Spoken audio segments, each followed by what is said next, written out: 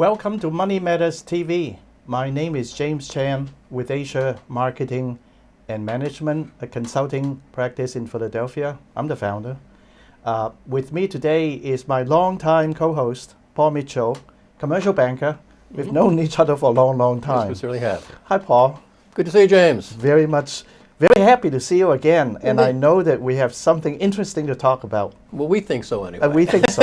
It's about education. Yes, with a business slant to it, obviously. Right. Is education worth it? Right. To go into business. Right. Do you really need it, or that type of thing? Sure. So I think using your own experience and mine, in other Yes. words, getting a little personal. Sure. Let's say Examples. whether education is worth it, because with the fact that a lot of people now, owe $30,000. Yeah, so we're talking higher education, college education. College Sure. education, Yeah. sure. Yeah. So you go first, Paul. Is education worth it for you? Well, absolutely. I mean, it helps you. There's the two aspects we want to talk a little bit about. One was that the technical aspect of you get a technical degree. It's a Juris Doctor, you're JD, you're an attorney. Medical degree. Right. Truly you have to focus on those technical aspects. Computer science, computers. You've got to study computers. Absolutely. But there are lots of other fields that don't really require technical studies. For example, I started in commercial banking. How did I get into commercial banking? I had no financial background whatsoever. Right. But I got introduced to a bank. I worked for a bank for a while, got interested in it. What was your major in college? History, liberal arts. History. See? Liberal so am I, but you go first. So, Okay. so with a liberal arts degree majoring in history, how did you transform yourself from studying history to becoming a banker, to becoming, Well, like a boss? one key aspect of it is learning about people and how to deal with people. Right. I mean, banking is not just numbers and making loans and collecting them and stuff. You have to work with people, understand them, read character, be liked by your customers, that type of thing. So understanding people from different backgrounds, for example. Right. And if you study history, wow, you get a face full of that. Yeah, actually, very much similar to you. My major was geography. In fact, I did get a PhD, but So you had a big globe and that type of thing? degrees. Oh yeah, I was in regional geography, cultural geography, and the most specialty, or I can claim that it's a specialty, is China, but it's still a very broad thing. But I was able to make use of what I did learn in college, in graduate school, and to parlay it into a consulting practice that I invented for myself, and I've been doing this for more than 3 decades. Sure. I'm quite successful, I may say. Well, another aspect of education is, for example, how many U.S. people know about finance, about their finances, planning for retirement, and people are making a living advising people. Right. Why don't people know this in the first place? Why didn't they get some education about it in high school? I think how to manage a budget. What education, particularly for a history major and a geography major like us, I think what education allows us or gives us is the ability to think critically. Yes, that's right. To be ability to read, to think, to analyze, to just observe and ask questions. And understand different perspectives. Right. I mean, for example, I studied ancient history. Greek A lot of history. people do that. Why would anybody be interested in Greek something that's civilization. 2,000 years old? Right. Well, the older the better. Actually, They're some pretty smart people. well, you're They develop a lot actually of things. understanding human nature, That's really, right. which in the field of management consulting, it's extremely important. Well, let's go to of course, the hot topics these days about education is Right. people go to college, they graduate from college, and now they owe $400,000. They spend the next 15 years of their life, sweating to try to pay off. yeah. Is that worth it? Well, that's why we're talking about it. Is it still worth it if you have to go into debt to get an education? So I think that they're may different. be They're a different angles. General subject, not a specific vocational subject. But you know what? Even decades ago, I read an article in the Philadelphia Inquirer written by a journalist claiming actually that even if you are a history major, an art major, a geography major, a literature major, maybe in the first 10, 15 years of your early career, you may make less money than people who come out of engineering, medicine, Or and advanced degrees, law. yeah. But sooner or later, actually, almost it's ensure that somehow people like us end up in having very interesting careers and do quite well financially, because we don't have any specific technical subject matters. We somehow are able to create things depending on the situation, and we create our own careers through very hard work. Yes, that is true. I know. Can't assume it. Nothing is given to us. I know. Right. Yeah. I mean, there's no need for me to tell people how many times I cry, so to speak, metaphorically. Sure. There you go. Because it's really tough. But I think education is worth it. Without my BA, MA, and PhD degree, I could not have run my consulting practice for so long. And could not. And you run into people There's that no way. do have degrees and all, and they don't sound very educated. True. So that the different types of education, the rounding of the person, character development, understanding others. I think understanding others is more important than ever as we have a global economy, for example. Yeah. In fact, I think that the humanities are tremendously important in my judgment, because you essentially study human nature. Yes. You study how to deal with people, how to read them emotionally, how to have emotional intelligence, which is it's real. It's and I don't know, maybe not enough people buy into the fact that education is of fundamental importance. To me, it's like the flour. You make a pie, you have to have flour to have your pie crust. You have to have something. It's very basic. Put some egg in it too to hold it all together. Yeah. So I have no regret. I really think that this is a topic that's too big. But let's continue with our show, because we have a very interesting guest on a subject that is both new and exciting. So looking forward to now, let's move on now. Money Matters TV gets questions from our viewers, and now we have a question for you, Paul. Being a commercial banker, sure. You are well positioned to answer this question from Helen Burke of Philadelphia. She asks, what is the normal interest rate for a commercial loan of $100,000 from the SBA, the Small Business Administration? Okay. Your show. Sure. Okay. Well, I'll qualify it a little bit, because you said from the SBA. Yeah. The SBA makes very, very few loans these days.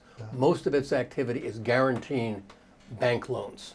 Could be 60, 70, 80. In the old days, it was up as much as 90%. So let's talk about that. So you go to a bank or a authorized SBA lender, Small Business Administration, and you're looking for a loan. The question is, what kind of interest rate should you expect? Well, there are two different types of interest rates, whether it's for an SBA loan or actually from any bank or any institution.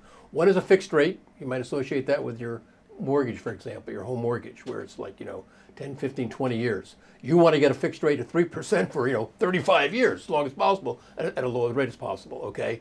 The other type of loan, and it's not that common, but it is available for home mortgages, as well as SBA loans, is what's called a floating rate loan, where it may be fixed, tied to prime. If the prime rate is 3%, it might be prime plus 1%, prime plus 2%, prime plus 3%, okay? What does that mean? Well, the prime rate is subject to change on a 90-day basis. Banks determine that typically every 30 to 90 days. So the prime plus 1 today prime might be 3%, so the prime plus 1, that's 4%. Great. 90 days, interest rates are going like that. And if 2 years, you might be paying 10% if prime rate is 9%. That's an extreme example, but that's how it might fluctuate. So generally, people want to lock in a low interest rate for as long a period of time as possible. However, if interest rates are declining, if you know that, and nobody really knows, you might say, well, a floating rate might be better. Most people look for the fixed rate, but a floating rate could also be very helpful, again, for probably a shorter period of time. To have a 10-year loan at a floating rate, it's risky. So back to a key point, SBA only guarantees, not guarantees. Generally, they do some direct loans for disasters, that type of thing. But normal operating business, you walk in today, no. But if there's been a hurricane or something like that, and businesses have been devastated, generally they have programs for that disaster type financing, Very good. and generally it's not probably over $100,000. Yeah. Well, thank you, Paul. You're welcome. Now, here is how you send in your questions to Money Matters TV. You can have your questions answered on Money Matters. Please go to our website, money-matterstv.com. On our homepage, click on the banner on the right that says Send Us Your Questions. While you're on our website, you can find information about our host and guests, as well as show notes and links about this show and past shows. Money Matters is also available as a podcast on iTunes and Stitcher, so you can listen to Money Matters while you're on the go. That website address, again, is money, M-O-N-E-Y, -matters, M-A-T-T-E-R-S, TV.com. Welcome back to Money Matters TV. I'm James Chan, your host, with my co-host Paul Mitchell. Today we have a very interesting guest, truly interesting, doing something new and quite exciting, and I think quite au courant, if I'm allowed to use a silly word by my standards. His name is Graham McConnell.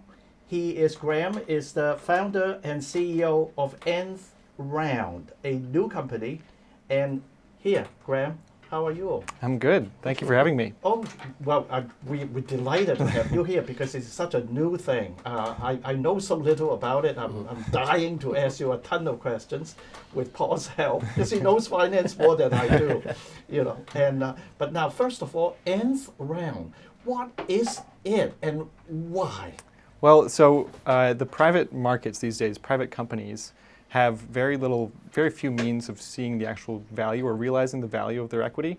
And what we're trying to do is basically allow the founders, the employees, and the shareholders to get a way to actually realize that value. So we create a market, an internal market for the shareholders of that private company.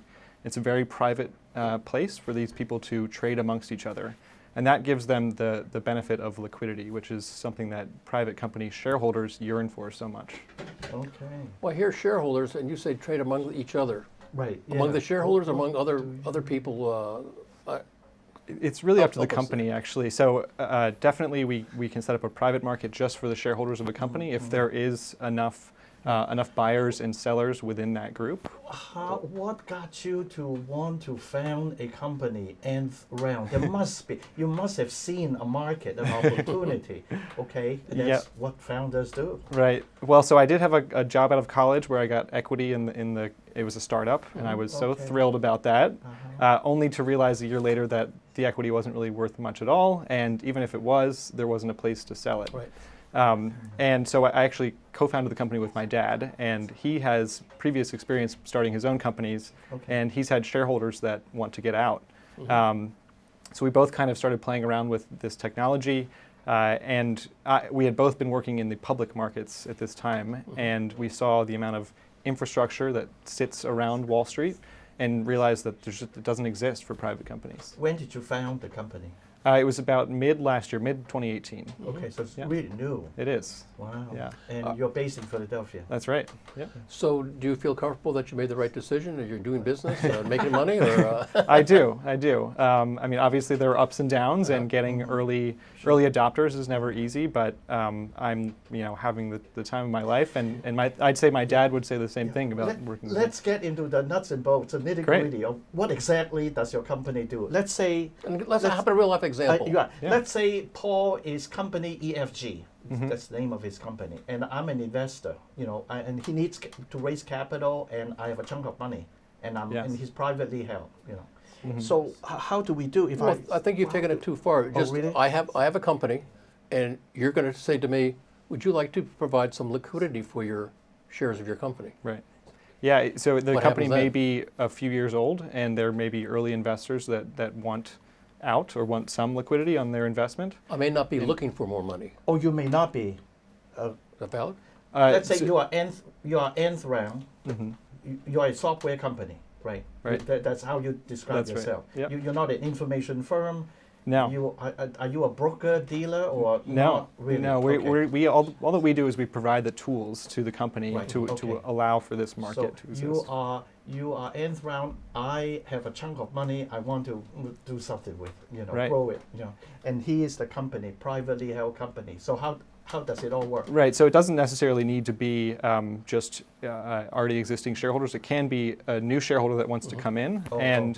So okay. what you could do at EFG would be allow some of those early shareholders to sell to you. So what you would do is send an invitation to James and say, here is here's the current market, and here are the bids and asks, the orders that are currently out there on the stock, and you then have the discretion to say, I like that price, and I'd like to buy some at that price. And our transactions can be seen, of course, via the computer, by not just the two of us, right? But by other shareholders of the company. But not the public. No. Not the public. No, it's really up to the company whether they'd like to invite in others. If they have Okay. people that are eager to invest, then they can invite them and allow them to. And I understand that you use blockchain as a Right. technology to drive Right. what you do. Now, I just want to make sure, and you don't mind my being kind of crazy or silly, that I think that there are people, when they hear the word blockchain, may misunderstand you as engaging in Bitcoin, like cyber currency. Right. Well, you would You're not be the not, first right? person You're to not. think Yeah, that. right. But So no, explain. all that we do really is we use the technology that underlies blockchain, Right. and that allows us to stay out of actually handling funds and being a custody agent. And really, all that we're doing then is saying, here is a tool, and all of the shareholders can trade directly amongst each other. We're not an intermediary in that relationship. But you have to. You're a company. You have to charge. You're providing a service, no Right. matter what it is. It's a service, so you have to be paid. So Right. how and why should people pay you? I can't say it more directly. And how much? Let's skip how much. Let's not be so too Well, crass, too as soon. an example. or something. But yeah. Why? So because we're a software company, we use the software model, which is to Okay. charge people on an annual basis for the service. Okay. But we don't charge any transaction fees, and that's important because most broker-dealers that do this today Right. are charging 7% about to carry out this transaction. Each trade. Okay. So that really adds up quickly, and the reason why we stay so far away from actually being a broker-dealer is because we think that makes it not accessible to most companies, and so we keep our costs low. And I can't say the price. So it's normally about $12,000 a year, and So it's kind of like a subscription. right, exactly. Okay. Yep. So if I were a $1 million revenues company or a $100 million company, It's still 12,000. Subscription? So it starts at 12,000. It really depends on how many shareholders there are. Yeah, there are people who are, see reasons why they Right. want to do it. Yeah. Right. Okay. What about regulations? yeah. So we actually spent the first 6 months of, so after starting the company, we spent the first 6 months focusing on regulation. And because there are a couple of different securities laws that we look or we read against, kind of. So one would be the Exchange Act, and another one would be the 40 Act. And both of those we spent a lot of time, and we went down to the SEC actually and met with Commissioner Pierce. And I mean, she was so aligned with what we're doing, and the SEC is moving towards making private markets more accessible to the public, and she just loved what we're doing and said, "You look great." So that was really helpful that we went through that process and made sure that we're completely compliant and have the support of the SEC. Are there any thresholds in terms of the minimum size of the company, and also like net worth of the individual to get involved in the investments? Because I know there's some regulations regarding that. Really Yeah. excellent question.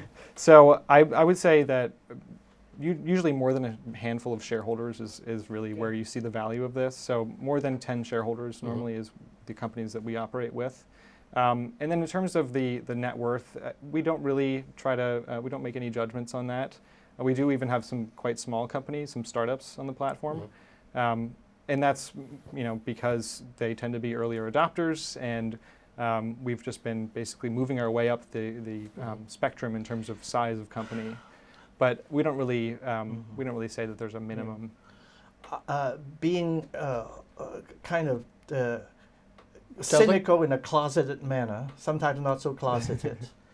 How do I know a company is real or genuine or authentic, and not a scam? Especially if it's a startup. How do I know? How do I Right. know? How do I know as an individual? That's a great question, and part of the platform is actually an information sharing tool. So the company now has a place to post documents, to post financials, anything they can really to help How about keep tax their returns?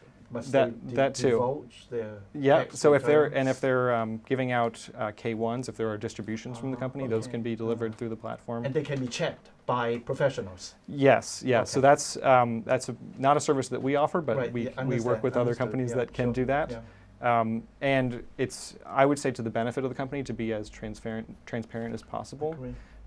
But there is a certain extent of, and I was thinking about this earlier in the show when we were talking about financial education and literacy. Yeah. There is a certain level of judgment that Okay. individuals will have to make. So we up front we make it very clear to users that only invest with money that you're willing to lose, because private Here- companies can be risky. Here's a topic we always address. Uh-huh. How do you market your service? Good question. How do you develop Well, sales, It's- revenues? It's a very Yeah. technical. No, it's yeah, it's very another technical. great question. Yeah. So we basically the first 6 months, I'd say, we're basically going after the Philadelphia and New York markets because Sure. we Yeah. know those You're there. markets. But we're getting to a point now where we have to start bringing in customers digitally, and so we've been creating content mostly. So we have an ebook, we have some customer testimonials that are up on our website, and helping people to understand what we do before they get on the phone with us. Do you need to actually show up to do what in the industry calls song and dance? Do you actually do the PowerPoint, the talking, the the Q&A, the physically, face to face? Do you need to do that? We have in the past, but we are moving away from doing that actually. You mean too many people? It the views? yeah, and it gets a little unwieldy. I think Sure. we would love for the product to explain itself. I see. You know, we don't want a person to have to come in and explain everything. Do you ever deal with third parties, investment bankers, other finders, whatever, things like that you would have to pay a fee if they brought your business? We have worked with them on a very informal basis, actually. We haven't really paid them to bring us business. But we know that there are companies, there are some locally, that basically represent family offices or investors that Yeah. are always looking for deal flow. You know, they want to see the newest companies and they want the ability to invest in them. So My cynicism goes both ways. The earlier question is about the company. Now it's about the so-called investor or buyer of shares. How do you know that the people who are buying really has the money? What if they are 3 months behind mortgage, the scammers, and they're borrowing money from people and they're just playing with it? Now, of course, Get awful personal. I know. But no. I'm just curious. I'm just kidding. Curious. Well, how do you know? You don't want to get into trouble either. right, we actually, what we did was just said that every bid on the platform, every offer has to be funded. So the money has to be there in order for Real money again, not Bitcoin. not real money. Real Not money. to be not there. down payments, not So- good so- good faith money. Yeah. Yeah. Okay. Yeah. I'm totally satisfied. Well, have you seen any competition crop Yeah. up? Right. I'm about to. Well, actually, there is some competition that's already out there in terms of they're broker dealers. So there are companies like Shares Post and Equity Zen, but they deal with the ultra big companies that are not quite public, but they're about to go public. So nth round is really quite creative, quite innovative in terms of what it does. Can I say that? I think so. I don't think that anyone has figured out how to do it at in a cost-effective way like we have and make it available to the 7 million private companies in the U.S. Oh, that's So. why nth round? What is the meaning? Or you tell the mythology or legend or Well, myth behind it. We we were kind of poking fun at Series A. You know, people say I did my A round, I did my B round, mostly in the startup world. Yeah. I see. But we thought that if you can control your own equity and really basically have all of those tools at your disposal that normally would only be done using investment bankers and lawyers and accountants, then you can do your own round. So, and it may be the last round that you ever have to do if you do your nth round. Right. So that's kind of where it came from. Did you come up with that name yourself? Actually, that I have to give credit to my dad on that one. He's oriented towards he has the names. Some years, some experience. That's very fascinating. Yeah. Now, well, tell us something. I mean, even though Paul and I are asking all kinds of questions, you know, but I want you to say something that this is your opportunity. So say it to people that you think they should understand more. The really key things about nth round. What's the right people to do business with you? Right. Well, primarily we're going after company owners and their CFOs, because the CFOs are normally the ones that have to bear the burden of helping shareholders to get liquidity. The shareholders are the shareholders, of course, of these privately held, of course, privately held companies. Yep. They can be of different sizes. Right, exactly. As small as $500,000 to as that's big as 25 million. Yes. Okay. Yeah. I mean, I think, like I said, the number of shareholders is an important metric for us. Okay. But I think the other thing that, if you look at it from the shareholder perspective, not the company perspective, I think that this has huge opportunity to make available investment opportunities that weren't there before. I have a little bit of issue with some of the companies that have gone public this year, maybe at a valuation that was too high, and a lot of the value generation has happened before it hits the public markets and is available to retail investors. So I think the opportunity to open up this world to regular old investors is huge. Yeah. We have only 2 minutes. I have a short question for you. What can people see on this the software, the blockchain, the thing? When they look at a company, what can they get? All the documents that you referred to earlier, they post all of these? Yeah, so well, I can speak for ourselves. We were the first ones to use the platform. We post everything from our balance sheet to our profit and loss statement. But also there's information about the equity and where it's been. There's a price graph and all of the bids and asks that exist out there. Well, thank you. We should you. Get you back and talk more, because it is such a new and exciting field. I think so. Well, I would love to come back. So thank you again. I've learned something. I know that what I have learned is minimal. Well, in any case, again, we thank you for watching this episode of Money Matters TV. Our next guest is Mary Sheila McDonnell. She is Dean of the LaSalle University School of Business Administration. I hope to see you soon.